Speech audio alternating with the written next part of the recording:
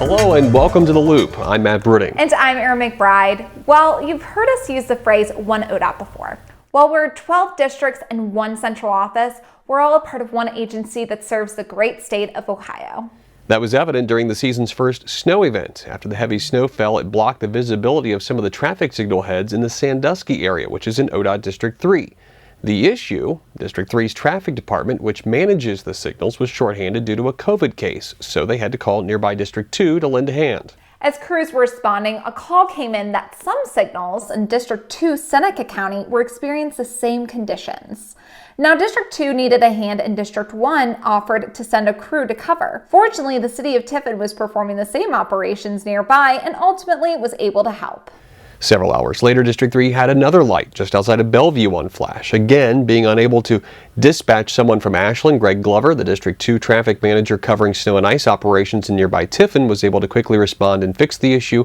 A great example of One ODOT. The Adena Mansion in Ross County plays a huge role in Ohio's history. Matt McGuire shows us how ODOT District 9 crews play a vital role to make sure you can visit again soon. The small patch of freshly resurfaced roadway behind me may not look like much, but our crews have been working on it the past month to repair an existing slide that was threatening to undermine the integrity of this drive. Now, this is actually not a state highway. We are on Adena Road, which is the sole means of vehicular access to the Adena Mansion and Gardens, which is an important local historical site here in Chillicothe, Ohio. The mansion draws thousands of visitors every year from all across the state and beyond Ohio's borders, so maintaining access to the mansion was of utmost importance. Now, unfortunately, an existing slide was undermining the integrity of the roadway behind me, and our crews came in and our load drill team drilled multiple shafts in order to shore up the existing hillside, and then our maintenance crews also made improvements to the ditch and repaved the road surface to ensure that visitors have a nice, safe, smooth approach to visit this important historical location. For The Loop in Chillicothe, I'm Matt McGuire. Thanks a lot, Matt. Well, the old Philo Duncan Falls Bridge is almost gone.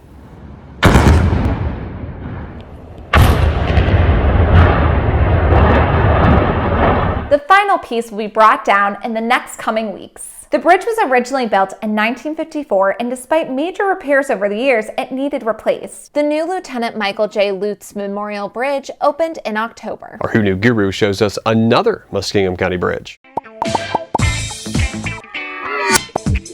Hey everybody, do you remember the Blaine Bridge segment that we did a few weeks ago? Well, there's another historic bridge which was featured on ODOT Director Jack Marchbank's OTEC keynote address. It's the world-famous Zanesville Y Bridge, which spans the Licking and Muskingum rivers in downtown Zanesville, has a unique history, being rebuilt 5 times. Since the early 1800s, the Y Bridge has received worldwide attention. Ripley's Believe It or Not featured Zanesville's Y Bridge as the only bridge in the world you can cross and still be on the same side of the river. Even Amelia Earhart called Zanesville the most recognizable city in the country because of the Y Bridge. The first bridge, an uncovered toll bridge, was opened to traffic in 1814.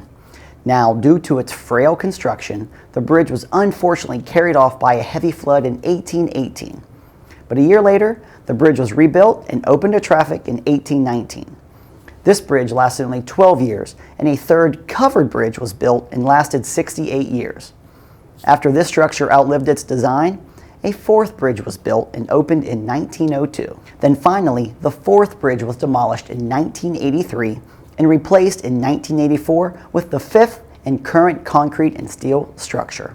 If you want a view of this really cool and unique bridge, do as Director Marchbanks did and visit the Putnam Overlook. It's a gorgeous view. Who knew? Our ODOT Division of Finance has experienced a bit of a baby boom this year. 4 employees have welcomed new bundles of joy, including twins this year, and another on the way early next year. Congratulations to all of you, and thank you for sharing the adorable pictures. Our Chief Financial Officer, Sarah Downs, points out that's 11% of her employees. You know, math, numbers, spreadsheets. Get more ODOT news online at transportation.ohio.gov. Follow us on social media and send us story ideas and feedback to loop@dot.ohio.gov. And now you're in the loop.